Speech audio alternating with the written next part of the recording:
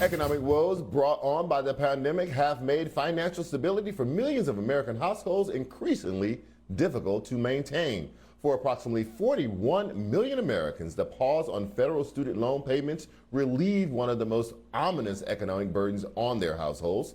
Earlier this month, President Biden backpedaled on his campaign promise to extend student loan relief, which meant payments would have resumed in February. But today, the White House announced that the president will indeed extend student loan payment relief until May 1st. The White House's announcement comes as welcome news to many Americans, especially African Americans. Roughly 86% of black students have federal student loan debt. Earlier today, the White House press secretary explained how the president's decision relieves a burden for borrowers and the administration. We know some student loan borrowers are still coping with the pandemic and need some time before resuming payments. So this pause gives the administration time to manage the ongoing pandemic and further strengthen our economic recovery. Joining us to discuss is Dr. Kristen Broady, a fellow at Brookings Metro. So, Dr. Broady, this is welcome news, right? Indeed, it is. It is, but it's not enough. And I agree with the numbers that you quoted. I want to add to that, though. So during the 2015-2016 academic year, Black bachelor's degree graduates borrowed at a higher rate than their white counterparts, 86.4% compared to 70.3%. And they borrowed more on average, 29,390 compared to $21,184. So we know that African American students are less likely to get a bachelor's degree. When they do get that degree, they're more likely to borrow, and they're likely to borrow at a higher amount. Further, we know that African Americans earn lower incomes, so they have less money to pay it back. So what we really need is forgiveness of these loans, not just pushing the date back some because of the coronavirus. So you bring up forgiveness. Biden said that he was going to forgive that debt, going to wipe it out, at least $10,000 of it during the campaign. He said, well, I'm not sure that we have the authority. He asked the Department of Education to look into it. They gave him the report. It's on his desk. He just has not told us what that report says about whether or not he has the authority. Other people believe that he absolutely has the authority to forgive that debt. Do you believe that he has the authority? I think he does. I mean, he promised us that he was going to do that. And again, $10,000 is a lot of money. No doubt it is. But again, the average for African Americans is 29,390. So we know that there's a lot of people that have a lot more debt than that. So we need to see that number be higher, and we need to have that happen. Promises are great, but for people who are going to have to pay that money back, the promise doesn't really mean a whole lot. So then what do you think the strategy is here? It feels a lot like kicking the can down the road. I mean, the deadline comes up. He says, I'm not going to extend it. There's pressure. He extends it. We've done that twice now.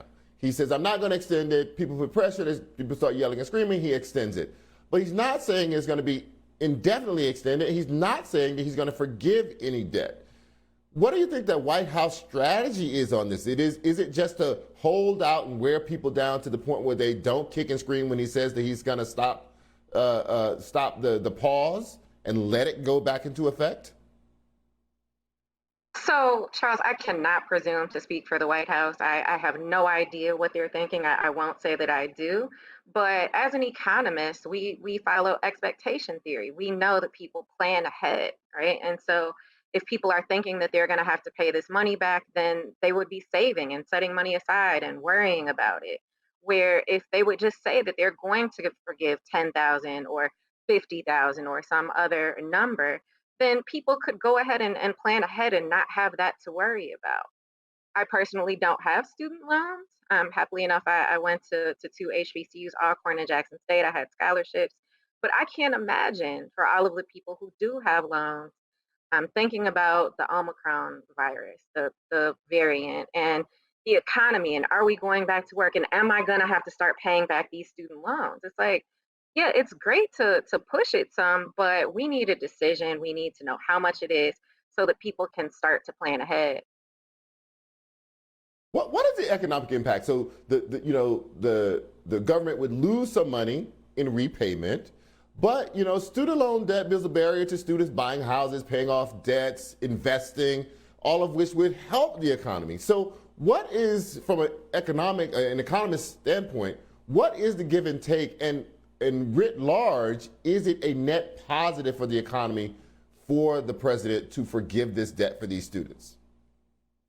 So it would be. I just want to give you these numbers for African Americans again. So I mentioned 86.4% borrowed in the first place. The average amount was 29,390.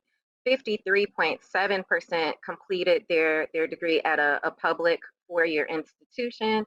Some 24.8% went to a private not-for-profit, and 18.3 went to a for-profit. These numbers are all higher than for white Americans, who are more likely to go to a public school, less likely to borrow, more likely to borrow a lower amount.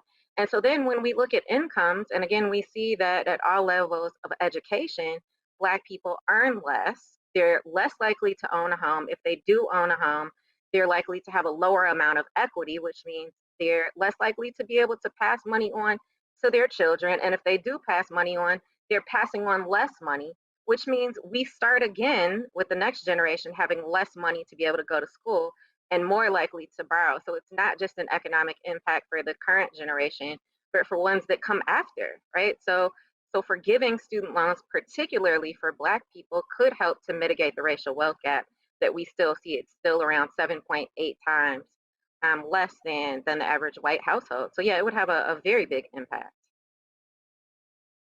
There are some polls now that show that Black student borrowers really regret it. They do not believe, at the end of the day, that it was worth it to borrow that much money to go to college.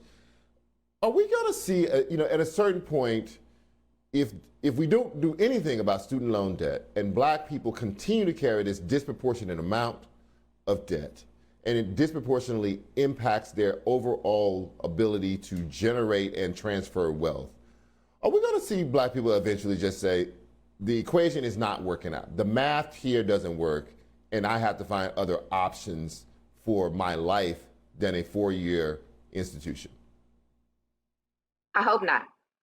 I really, really hope not. And the reason why I say that, I'm of course a proponent of HBCUs. I've taught at Dillard and Howard and others. So one, I would say that HBCUs are cheaper and a better value. I feel like I'm proof of that. But I think, as my boss Andre Perry often says, there's nothing wrong with Black people that ending racism won't fix. So if HBCUs and minority serving institutions were properly funded, then less African Americans would have to take out loans in the first place. We also still see uh, segregation and other issues that are going on, discrimination for Black people that go to PWIs. So we need to end in the racist funding, first of all, for African American students and HBCUs. Hopefully, we'll see more students turning to HBCUs, which I believe, again, are a better value. And then if we see people earning what they should earn when they get to work, right? And Black people and women not making less for doing the same work that white and other groups are doing. These are some of the things that would solve this problem. But again, the biggest thing right now is forgiving some amount, 10,000, 50,000, or more of what people owe. And those are things that I believe are in the president's control. Dr. Kristen Broady, thank you so much for joining us tonight. I really appreciate it.